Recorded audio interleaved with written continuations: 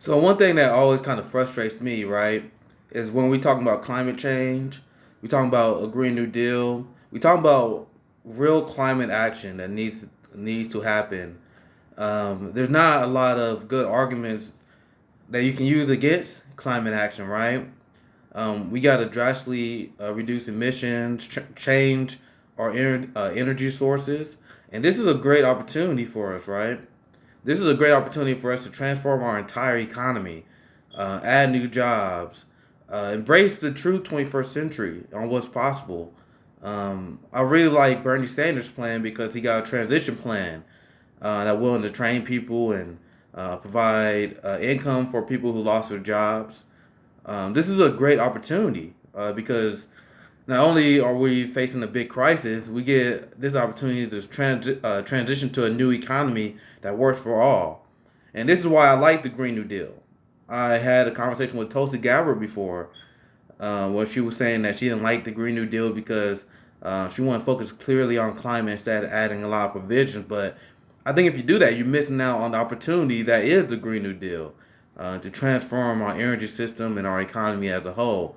So, one thing that always frustrates me, I'm a climate activist, member of the Sunrise Movement, is when critics of the Green New Deal and critics of climate change in general, they will kind of concern troll, right? Where they were like, "Hey, Bernie Sanders, AOC, they advocating for climate change, but they flying in jets. You riding in cars. How dare you talk about climate change if you participate in society? If you participate in society, you're not allowed to criticize society, apparently." So that's why I love this new study that just came out. It pretty much saying exactly what we already knew, right? Everyday common people is not responsible for climate change. It's the rich and the ultra wealthy that contributes the most towards energy consumption. So in this particular study, we'll focus more on travel and everyday living situations like how you power your house. Um, the top 10% consumes 20 times more energy than the bottom 10%, according to the study. According to the study, the top 10% burns 187 times more fuel than the bottom 10%. So this is pretty. It makes sense, right? Because the people who fly the most are the upper class. The people who buy the larger vehicles that are really expensive and can afford the fuel on those vehicles in the upper class. I mean, it's not the middle class buying boats, yachts, and all that stuff.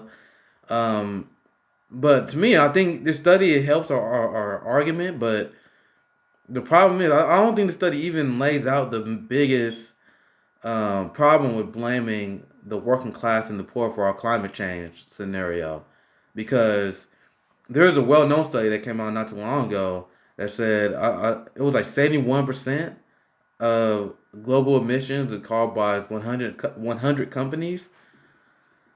So the fact of the matter is, the point I'm trying to make is, it's the ultra wealthy and the rich with their massive resources or travel demands, um, their transportation that is contributing to the climate crisis much more than the everyday working person.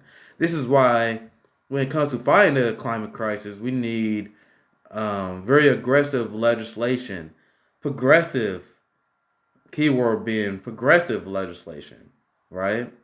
Because how you attack the climate crisis without it uh, and preventing it from being a plan that punishes working people. And this is a conversation that we gotta have with conservative people as well, because conservatives, I think that's the main thing that hold them back against the Green New Deal. There was exit polls that show that the Green New Deal is massively popular, obviously within the Democrat Party, within independents, and actually there are a lot of Republicans that like the support as well. But it's all about the freedom because they think that it's gonna impact everyday working people, right? So that's why I like our Green New Deal, because our Green New Deal is a progressive economic bill, right?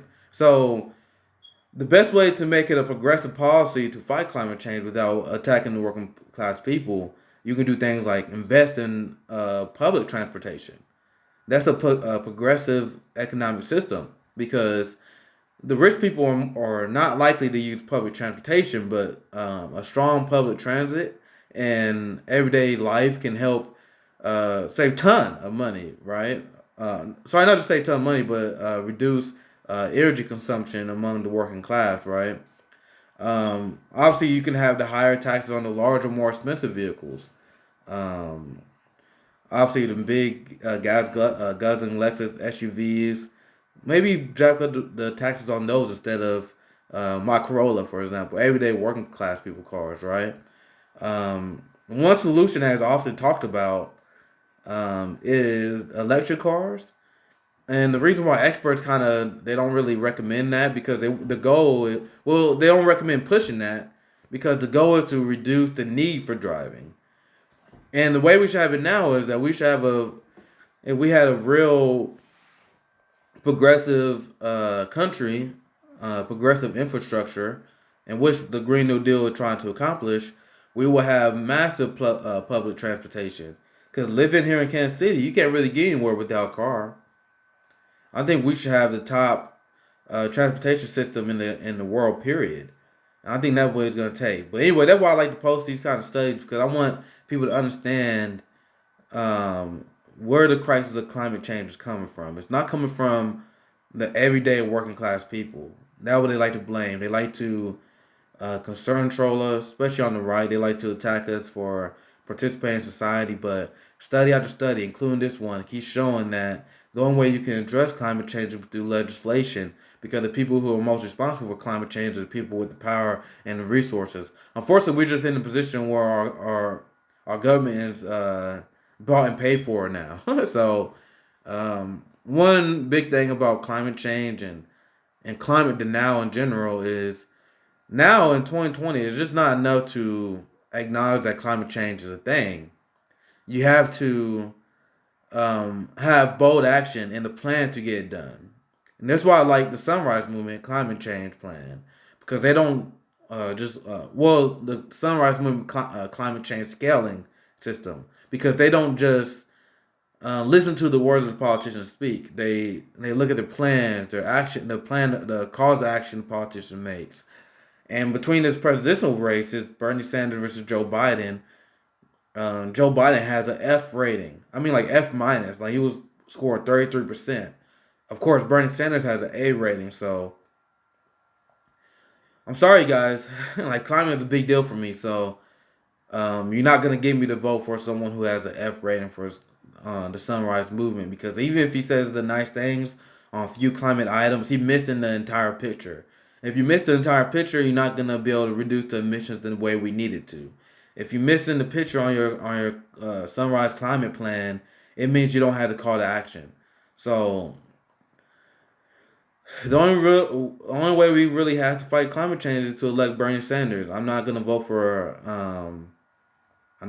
someone with a bad climate plan like Joe Biden. So anyway, this is something that's very important to me, important to the Sunrise Movement. So I hope you guys enjoyed the video. Take care, guys.